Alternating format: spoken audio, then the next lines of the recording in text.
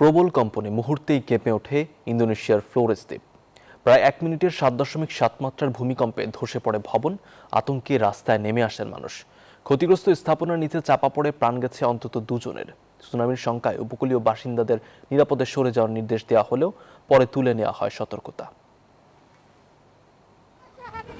শনিবার ইন্দোনেশিয়ার ফ্লোরেস দ্বীপে অনুভূত হয় 7.7 মাত্রার ভূমিকম্প। প্রায় 60 সেকেন্ডের তীব্র কম্পনে চোখের সামনেই ধসে পড়ে পূর্ব নুসা তেঙ্গারা প্রদেশে মাউমেরে বন্দরের ভবনটি।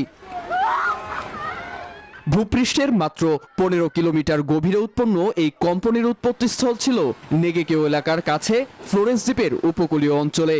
সিক্কা, এন্দে ও বিমা এলাকায় কম্পন ছিল তীব্র। আতঙ্কের রাস্তায় ও সড়কে ঠাঁই নেন বহু মানুষ।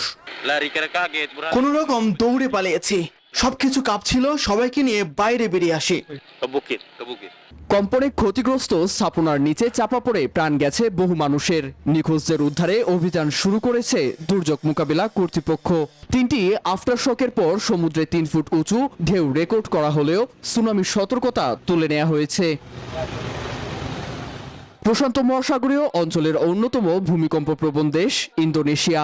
17,000-এর বেশি দ্বীপ নিয়ে গঠিত এই দেশে 2004 সালে 9.1 মাত্রার ভূমিকম্প ও সুনামিতে প্রাণ হারান 2,20,000-এরও বেশি মানুষ।